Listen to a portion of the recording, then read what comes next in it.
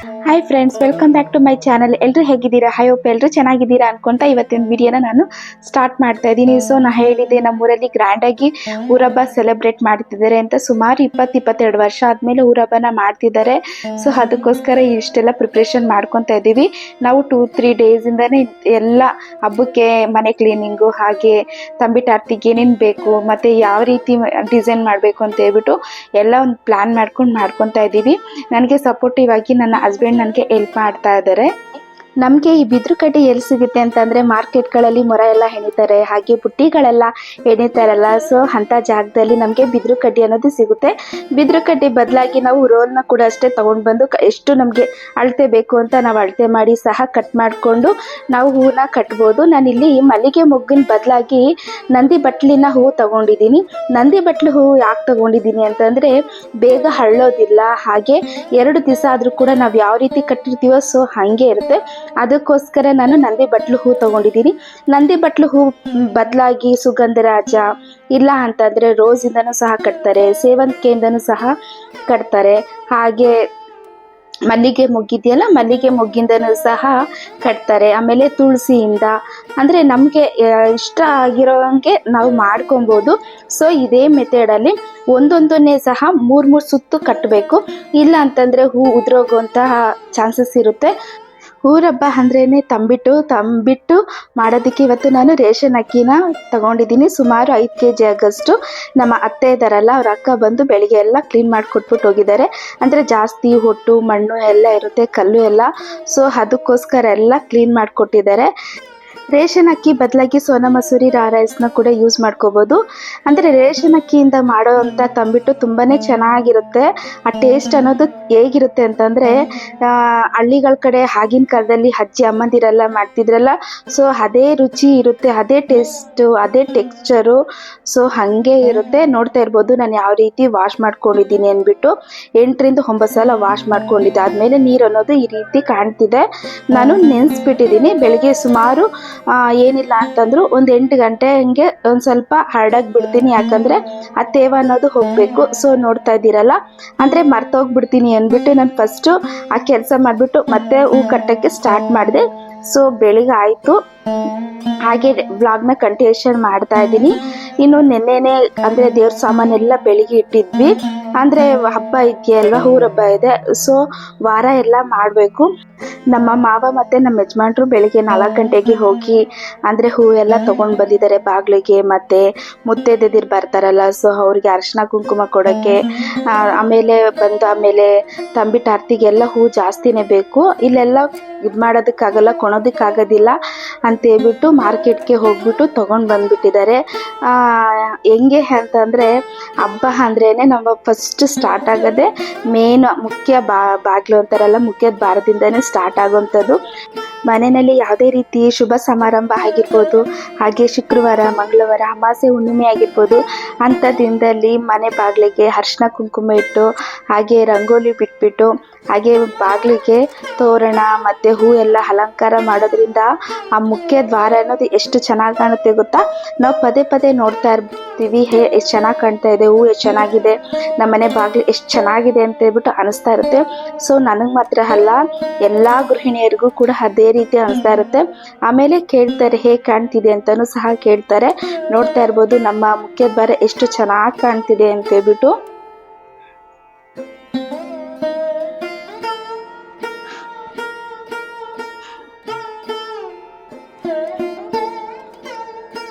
ಹಾಗೆ ನೈಟು ಸುಮಾರು ಏನಿಲ್ಲ ಅಂದರೂ 1 ಗಂಟೆ ಆಗೋಯ್ತು.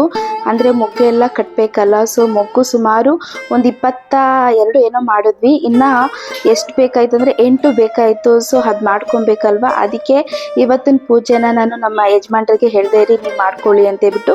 ಯಾಕೆ ಅಂತಂದರೆ ನಿನ್ನೆನೇ ಕಳಸದ ಸಾಮಾನು, ಹಾಗೆ ದೇವ್ರ ಫೋಟೋಗೆಲ್ಲ ಅರಿಶಿನ ಕುಂಕುಮ ಇಟ್ಟು ಎಲ್ಲ ರೆಡಿ ಮಾಡಿದ್ದೀವಿ.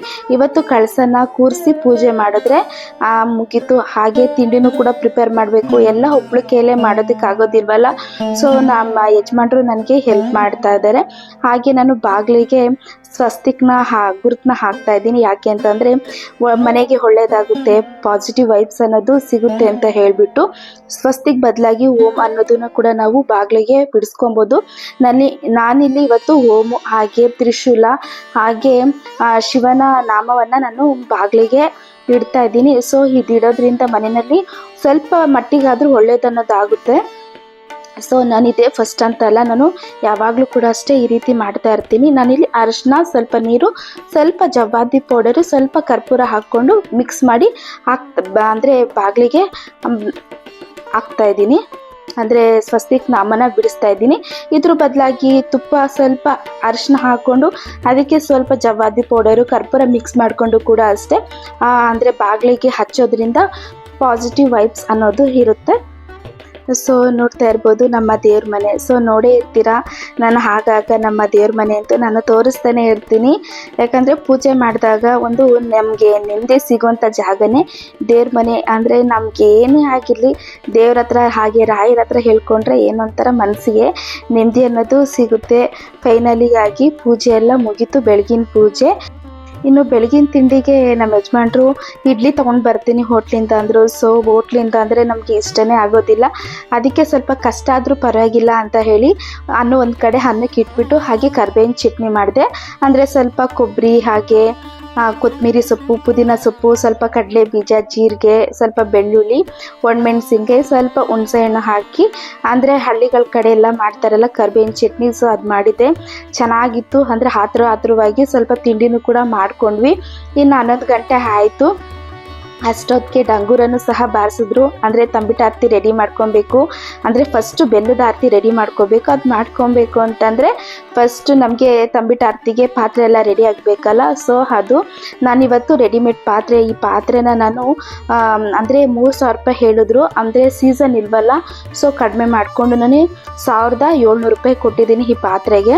ಇದಕ್ಕೆ ನಾನು ಬಿದಿರು ಕಡ್ಡಿ ಎಲ್ಲ ಇತ್ತಲ್ಲ ಅದನ್ನು ಸಹ ಕಟ್ಬಿಟ್ಟು ಇವಾಗ ಅದಕ್ಕೇನೆ ಹೂವೆಲ್ಲ ಅಲಂಕಾರ ಮಾಡ್ತಾ ಇದ್ದೀನಿ. ಸೊ ನಮಗೆ ಮಾರ್ಕೆಟಲ್ಲಿ ಹೂವಿನ ಮಂಡಿ ಇರುತ್ತಲ್ಲ, ಅಲ್ಲಿ ನಮಗೆ ತಂಬಿಟ್ಟು ಆರತಿಗೆ ಸೆಟ್ ಅಂತ ಕೇಳಿದ್ರೆ ಕೊಡ್ತಾರೆ.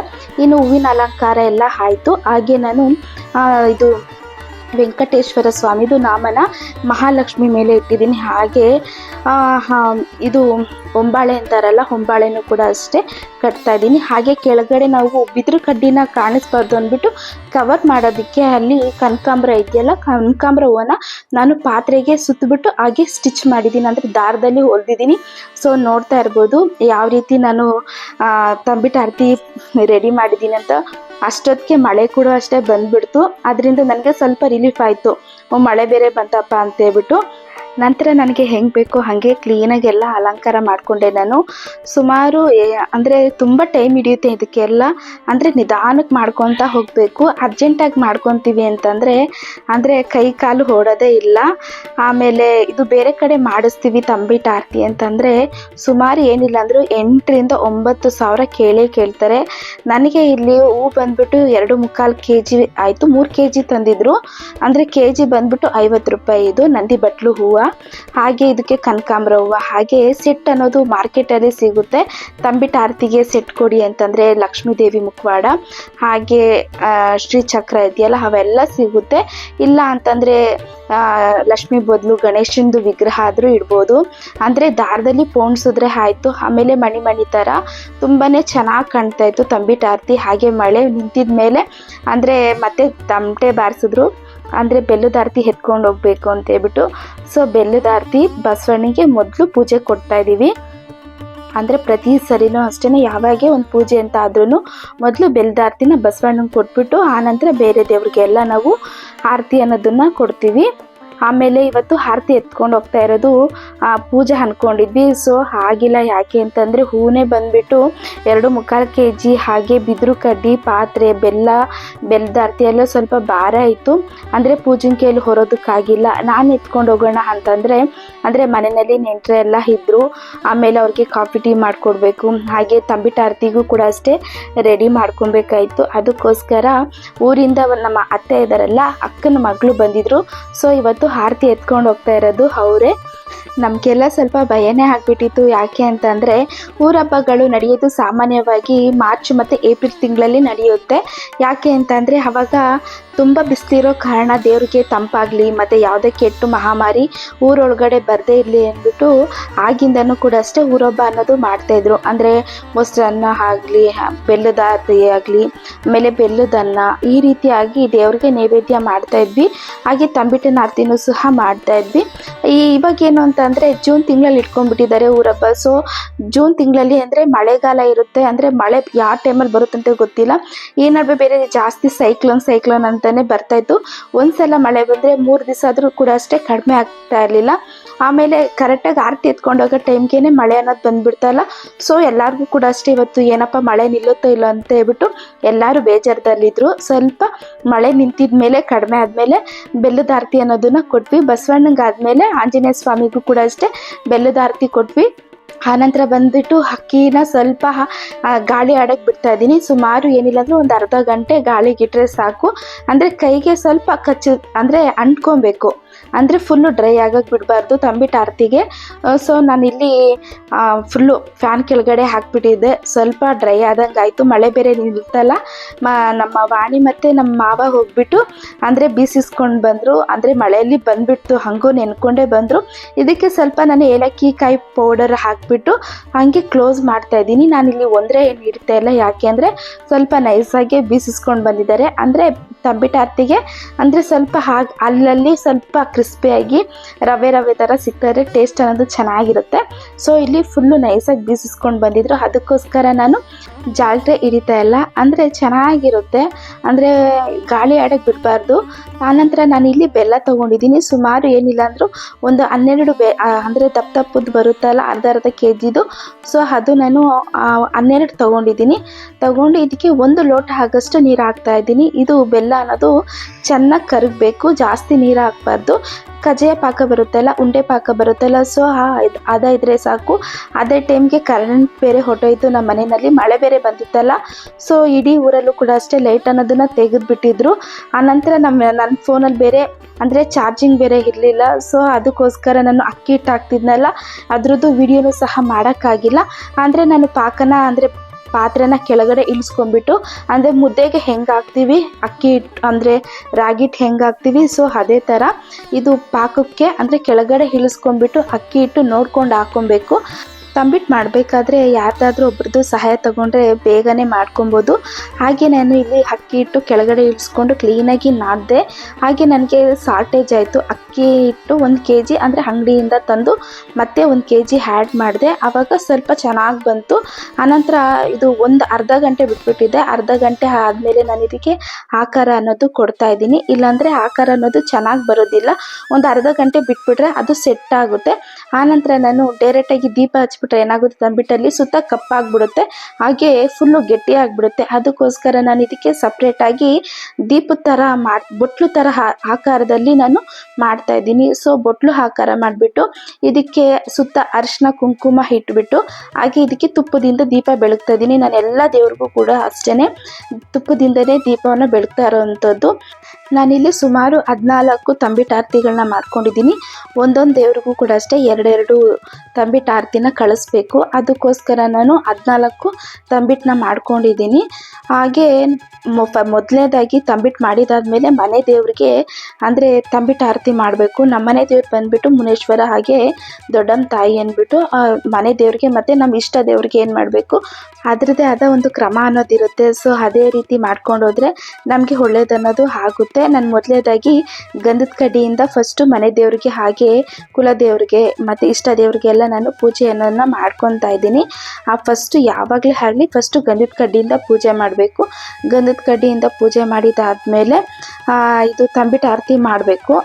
ಸೊ ನೋಡ್ತಾ ಇರ್ಬೋದು ನಮ್ಮ ಪಾಪು ಸ್ವಲ್ಪ ನಾನು ಪೂಜೆ ಮಾಡ್ತೀನಿ ಅಂದ್ಬಿಟ್ಟು ಇದು ಮಾಡ್ತಿದ್ದ. ಅಂದರೆ ಭಯ ಆಗುತ್ತೆ, ಯಾಕಂದರೆ ಗಂಧದ ಕಡ್ಡಿ ಎಲ್ಲ ಇಟ್ಟಿರ್ತೀವಿ, ಹಾಗೆ ದೀಪ ಹಚ್ಚಿರ್ತೀವಿ, ಹೂವು ಬಿಸಾಕೋದು ದೀಪದ ಮೇಲೆ. ಸೊ ಈ ರೀತಿ ಎಲ್ಲ ಮಾಡ್ತಾ ಇರುತ್ತೆ ಪಾಪು. ಅದಕ್ಕೋಸ್ಕರ ಸ್ವಲ್ಪ ಕೇರ್ಫುಲ್ಲಾಗಿ ನೋಡ್ಕೊಬೇಕಾಗುತ್ತೆ. ನಾನು ಇವತ್ತು ತುಂಬ ಸಿಂಪಲ್ಲಾಗಿ ಸೀರೆಯನ್ನು ಉಟ್ಕೊಂಡಿದ್ದೀನಿ. ಅಂದರೆ ಎಲ್ಲರೂ ಕೂಡ ಅಷ್ಟೇ ಊರ ಹಬ್ಬದ ದಿವಸ ತುಂಬ ಗ್ರ್ಯಾಂಡಾಗಿರೋ ಸೀರೆ ಹಾಗೆ ಜ್ಯುವೆಲರಿ ಸೆಟ್ ಎಲ್ಲ ಹಾಕ್ಕೊಂಡಿರ್ತಾರೆ. ಸೊ ಇವತ್ತು ನಾನು ಆರತಿ ಎತ್ಕೊಂಡು ಹೋಗೋದಿಲ್ವಲ್ಲ, ಅಂದರೆ ಡೋರಾ ಫುಲ್ಲು ಗ್ರ್ಯಾಂಡಾಗಿ ರೆಡಿ ಆಗಿದ್ಲು. ಅಂದರೆ ನಾನು ತುಂಬ ಸಿಂಪಲ್ಲಾಗಿ ರೆಡಿ ಆಗಿದೆ, ಯಾಕಂದರೆ ಮನೆಯಲ್ಲಿ ತುಂಬಾ ಕೆಲಸ ಇದೆ. ತಂಬಿಟ್ಟು ಮಾಡಬೇಕಾಯಿತು, ಹಾಗೆ ಅಂದರೆ ಫುಲ್ಲು ತಂಬಿಟ್ಟು ಆರತಿ ರೆಡಿ ಮಾಡಬೇಕಾಯಿತು. ಹಾಗೆ ನಮ್ಮ ಮನೆಗೆಲ್ಲ ನೆಂಟರು ಬಂದಿದ್ದಾರೆ, ಅವ್ರಿಗೆ ಕಾಫಿ ಟೀ ಮಾಡಿಕೊಡ್ಬೇಕು. ಹಾಗೆ ಮನೆ ಕೆಲಸ ಅಂದರೆ ಯಾರಾದರೂ ಮನೆಯಲ್ಲಿ ಒಬ್ಬರು ಮಾಡೋರಿದ್ರೆ ಅಂದರೆ ಫುಲ್ಲು ಕ್ಲೀನಾಗಿ ಗ್ರ್ಯಾಂಡಾಗಿ ರೆಡಿಯಾಗಿ ಅಂದರೆ ನಾವು ಕೂಡ ಅಷ್ಟೇ ಆರತಿಯನ್ನು ಎತ್ಕೊಂಡು ಹೋಗ್ಬೋದು. ಮನೆಯಲ್ಲಿ ಯಾರೂ ಮಾಡೋರಿಲ್ಲ, ಸೊ ಪಾಪುನು ನೋಡ್ಕೊಬೇಕು, ಮನೆಯಲ್ಲೂ ನೋಡ್ಕೊಬೇಕು. ಅಂದರೆ ಆರತಿ ಪದೇ ಪದೇ ಅಂದರೆ ಒಂದು ದೇವ್ರದ್ದು ಮುಗ್ದು ಸ್ವಲ್ಪ ಆದ ತಕ್ಷಣವೇ ಇನ್ನೊಂದು ದೇವರಿಗೆ ನಾವು ಆರತಿಯನ್ನು ಕೊಡಬೇಕಾಗುತ್ತೆ. ಆದ್ದರಿಂದ ನಾನು ತುಂಬ ಮನೆಯಲ್ಲಿ ಯಾವಾಗಲೂ ಅಂದರೆ ವಾರ ಪೂಜೆ ಮಾಡ್ಬೇಕಾದ್ರೆ ಉಟ್ಕೊಳೋಂಥ ಸೀರೆನೇ ಉಟ್ಕೊಂಡು ನಾನಿವತ್ತು ಆರತಿ ಮಾಡ್ತಾ ಇದ್ದೀನಿ. ಹಾಗೂ ಎಲ್ಲರೂ ಕೂಡ ಕೇಳ್ತಾಯಿದ್ರು, ಸೊ ಏನಕ್ಕೆ ಇವತ್ತು ತುಂಬ ಸಿಂಪಲಾಗಿ ಸೀರೆ ಉಟ್ಕೊಂಡಿದ್ದೀರಾ, ನಿಮ್ಮ ಹತ್ರ ಅಷ್ಟೊಂದು ರೇಷ್ಮೆ ಸೀರೆ ಇದೆಯಲ್ಲ ಅಂತ ಕೇಳಿದ್ರು. ಸೊ ಮನೆಯಲ್ಲಿ ಯಾರಾದರೂ ಕೆಲಸ ಮಾಡೋರಿದ್ರೆ ಅಂತಂದರೆ ನಾವು ಗ್ರ್ಯಾಂಡಾಗಿ ರೆಡಿ ಆಗ್ಬೋದು. ಅಂದರೆ ರೇಷ್ಮೆ ಸೀರೆ ಉಟ್ಕೊಂಡು ಎಲ್ಲ ಕೆಲಸ ಎಲ್ಲ ಮಾಡೋದಕ್ಕಾಗೋದಿಲ್ಲ, ಯಾಕಂದರೆ ನಮಗೆ ಕಂಫರ್ಟ್ ಅನ್ನೋದಿರೋದಿಲ್ಲ. ಸೊ ಅದಕ್ಕೋಸ್ಕರ ನಾನು ಸಿಂಪಲ್ಲಾಗಿ ರೆಡಿ ಆಗಿದ್ದೀನಿ.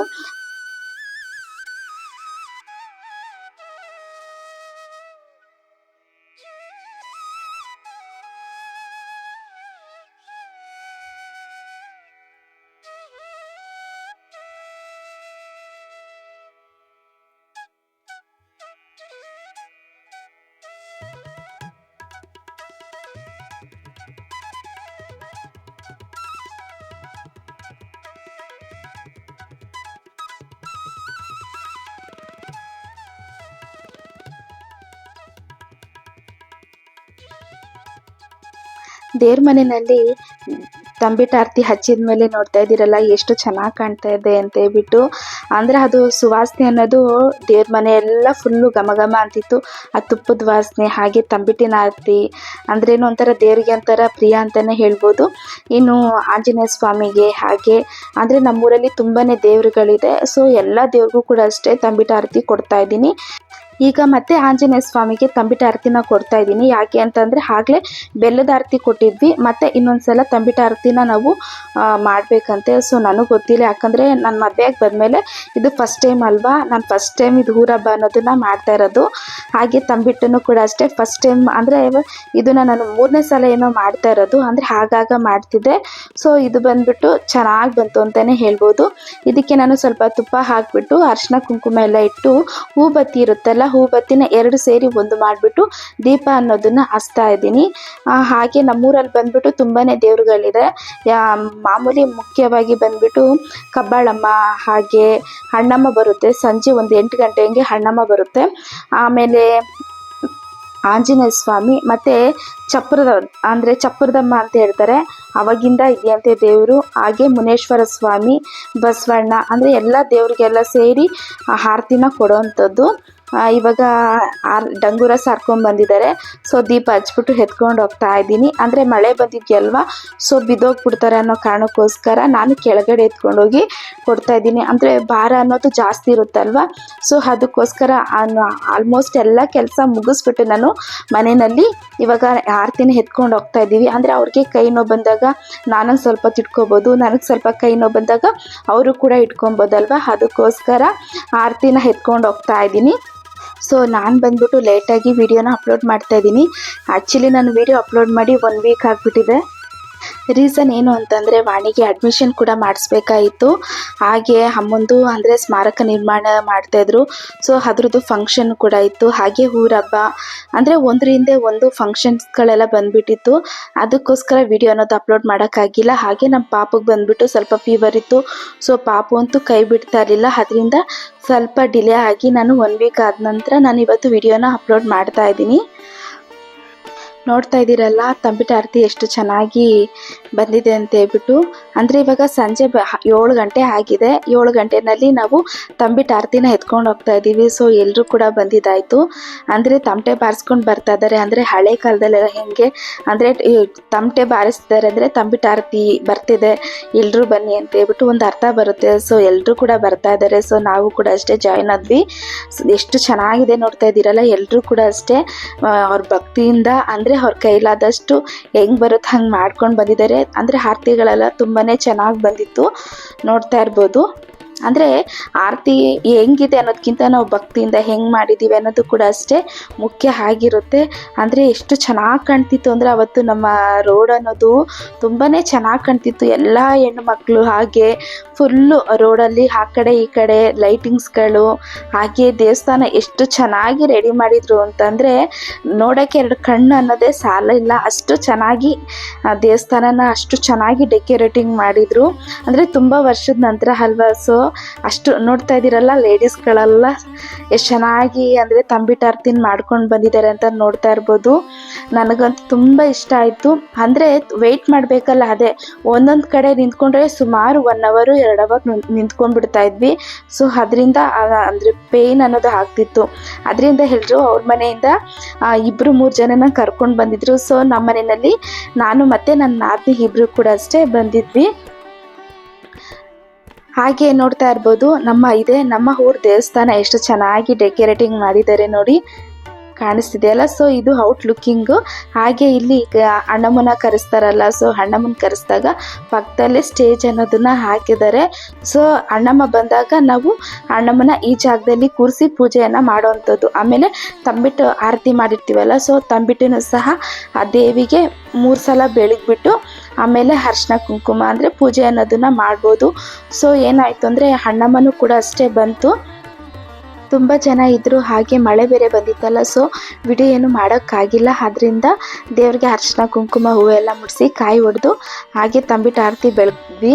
ಆನಂತರ ಆಮೇಲೆ ಆಂಜನೇಯ ಸ್ವಾಮಿ ಇತ್ತಲ್ಲ, ಸೊ ಆಂಜನೇಯ ಸ್ವಾಮಿಗೆ ಆರತಿ ಕೊಡೋಕೆ ಹೋಗ್ತಾ ಇದ್ದೀವಿ. ಸೊ ತುಂಬಾ ಲೇಟ್ ಆಗ್ತಾಯಿತ್ತು. ಅಂದರೆ ಹೆಣ್ಮಕ್ಳಿಗೆ ಏನೋ ಒಂಥರ ಖುಷಿ, ನಮ್ಮೂರಲ್ಲಿ ಊರಬ್ಬ ಆಗ್ತಿದೆ ಅಂತ ಹೇಳ್ಬಿಟ್ಟು. ಅಂದರೆ ನೆಂಟ್ರಿಸ್ಟ್ರು ಹಾಗೆ ಫ್ರೆಂಡ್ಸ್ಗಳು ಹಾಗೆ ಎಲ್ಲರೂ ಬಂದಿರ್ತಾರೆ, ಏನೋ ಒಂಥರ ಖುಷಿ ಆಗುತ್ತೆ. ಆನಂತರ ಎಲ್ಲರೂ ತಲೆ ಮೇಲೆ ಅಷ್ಟೇ ತಂಬಿಟ್ಟು ಆರತಿ ನೋಡ್ತಾ ಇದ್ರೆ ಅಂದರೆ ಎಲ್ಲರೂ ಕೂಡ ಒಂದೊಂದು ಥರ ವೆರೈಟೀಸ್ ಆಗಿ ಮಾಡ್ಕೊಂಡು ಬಂದಿದ್ರು.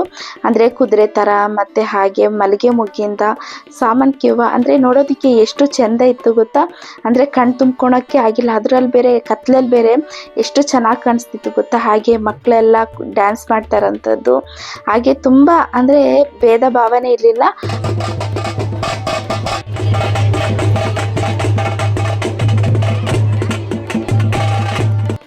ಆನಂತರ ನಾವು ಹೋಗಿದ್ದು ಆಂಜನೇಯ ಸ್ವಾಮಿ ಹಾಗೆ ಚಪ್ರದಮ್ಮ ದೇವಸ್ಥಾನಕ್ಕೆಲ್ಲ ಹೋದ್ವಿ. ಸೊ ಆಂಜನೇಯ ಸ್ವಾಮಿ ದೇವಸ್ಥಾನ ನೋಡ್ತಾ ಇರ್ಬೋದು, ಬೆಳ್ಳಿ ಕವಚದಿಂದ ಎಷ್ಟು ಚೆನ್ನಾಗಿ ಅಲಂಕಾರ ಮಾಡಿದ್ದಾರೆ ಅಂತ. ಇದು ದೇವಸ್ಥಾನ ಬಂದ್ಬಿಟ್ಟು ಸುಮಾರು ವರ್ಷಗಳ ಹಿಂದೆ ಇದೆ, ಹಳೆ ದೇವಸ್ಥಾನ. ಇದಕ್ಕೆ ಯಾವುದೇ ರೀತಿ ಗುಡಿನ ಕಟ್ಟಿಲ್ಲ, ಅಂದರೆ ಸಿಂಪಲ್ಲಾಗಿ ಕಲ್ಲಿಂದ ಹಾಗೆ ಹೆಂಗಿತ್ತೋ ಸೊ ಇವಾಗೂ ಹಾಗೆ ಇದೆ. ದಿನಾಗಲೂ ಕೂಡ ಇಲ್ಲಿ ಪೂಜೆ ಅನ್ನೋದು ಆಗುತ್ತೆ. ಇದು ಬಂದ್ಬಿಟ್ಟು ಹೊಲದಲ್ಲಿ ಅಂದರೆ ದೇವರು ಉದ್ಭವ ಆಗಿದ್ದು ಅಂತ ಹೇಳ್ಬಿಟ್ಟು ಹೇಳ್ತಾರೆ. ಸೊ ಅವಾಗಿಂದನೂ ಅಷ್ಟೇ ಪೂಜೆ ಮಾಡ್ಕೊತ ಬರ್ತಾ ಇದ್ದೀವಿ ನಾವು. ಹಾಗೆ ನಾನು ದೇವಸ್ಥಾನದ್ದು ಹೊರಗಡೆಯಿಂದ ಔಟ್ಲುಕ್ ಹೇಗಿದೆ ಅಂತ ತೋರಿಸಿದೆ. ಈಗಂತೂ ತುಂಬಾ ಚೆನ್ನಾಗಿದೆ, ಒಳಗಡೆ ನೋಡ್ತಾ ಇರ್ಬೋದು. ದೇವಸ್ಥಾನಕ್ಕೆಲ್ಲ ಲೈಟಿಂಗ್ಸ್ ಹಾಗೆ ಹೂವಿಂದ ಎಷ್ಟು ಚೆನ್ನಾಗಿ ಅಲಂಕಾರ ಮಾಡಿದ್ರು ಅಂತ. ಸೊ ಅದರದ್ದು ಕೂಡ ಅಷ್ಟೇ ಸ್ವಲ್ಪ ವಿಡಿಯೋ ಮಾಡಿಕೊಂಡು ನನ್ನ ಮನೆಗೆ ಹೋದೆ. ಇನ್ನು ನೈಟ್ ಡಿನ್ನರ್ಗೆ ಅಂದ್ಬಿಟ್ಟು ಭಟ್ರೆ ಅಡುಗೆ ಮಾಡಿದರು, ನಾನೇನು ಮಾಡಿರಲಿಲ್ಲ. ಅನ್ನ ಮತ್ತು ತಿಳಿ ಸಾರು ಮಾಡಿದರು. ಅದಕ್ಕೆ ಅಂದರೆ ಈರುಳ್ಳಿ ಬೋಂಡ ಅಂತಾರಲ್ಲ ಅದು, ಹಾಗೆ ಬಜ್ಜಿ ಮಾಡಿದರು. ಸೊ ಅದನ್ನೇ ತಿನ್ಕೊಂಡ್ವಿ. ತಿಂದಾದ್ಮೇಲೆ ಇನ್ನೊಂದೆರಡು ದೇವಸ್ಥಾನಕ್ಕೆ ತಂಬಿಟ್ಟು ಆರತಿ ಎತ್ಕೊಂಡು ಹೋಗ್ಬೇಕಾಯ್ತು. ಸೊ ಹೋಗಿ ಬರೋಷ್ಟೊತ್ತಿಗೆ ನೈಟ್ 1:30 ಆಗೋಯ್ತು. ಇನ್ನು ನಮ್ಮ ಗ್ರಾಮ ದೇವತೆ ಇದೆಯಲ್ಲ ಆ ದೇವಸ್ಥಾನಕ್ಕೆ ಸುಮಾರು 5:30ಗೆ ನಾವು ಅಂದರೆ ತಂಬಿಟ್ಟು ಆರತಿ ಕೊಟ್ವಿ. ಕೊಟ್ಟಾದ್ಮೇಲೆ ಅರಿಶಿನ ಕುಂಕುಮ ಎಲ್ಲ ಹೂವು ಎಲ್ಲ ಕೊಟ್ಬಿಟ್ಟು ಆಮೇಲೆ ಮರಿ ತಂದಿದ್ವಲ್ಲ, ಸೊ ಅದಕ್ಕೆ ಅರಿಶಿನ ಕುಂಕುಮ ನೀರು ಹಾಗೆ ಹೂವು ಎಲ್ಲ ಹಾಕ್ಬಿಟ್ಟು ವರ ಕೇಳಿದ್ವಿ. ನಿಜವೂ ಸ್ನೇಹಿತರೆ 2 ನಿಮಿಷಕ್ಕೆ ವರ ಕೊಟ್ಬಿಡ್ತು. ಇದಾಗಿತ್ತು ಇವತ್ತಿನ ವ್ಲಾಗ್. ಈ ವಿಡಿಯೋ ನಿಮಗೆ ಇಷ್ಟ ಆಗಿದೆ ಅಂದ್ಕೊಂಡಿದ್ದೀನಿ. ಈ ವಿಡಿಯೋ ಏನಾದರೂ ಇಷ್ಟ ಆಗಿದೆ ಪ್ಲೀಸ್ ಲೈಕ್ ಮಾಡಿ, ಶೇರ್ ಮಾಡಿ. ಇನ್ನು ಯಾರಾದರೂ ನನ್ನ ಚಾನಲ್ನ ಸಬ್ಸ್ಕ್ರೈಬ್ ಮಾಡ್ಕೊಂಡೇ ಇದ್ದರೆ ಪ್ಲೀಸ್ ಸಬ್ಸ್ಕ್ರೈಬ್ ಮಾಡ್ಕೊಳ್ಳಿ. ಹಾಗೆ ನಿಮ್ಮ ಅನಿಸಿಕೆಗಳನ್ನ ನನಗೆ ಕಮೆಂಟಲ್ಲಿ ತಿಳಿಸಿ. ನೆಕ್ಸ್ಟ್ ವಿಡಿಯೋದಲ್ಲಿ ಸಿಗೋಣ ಫ್ರೆಂಡ್ಸ್. Thank you.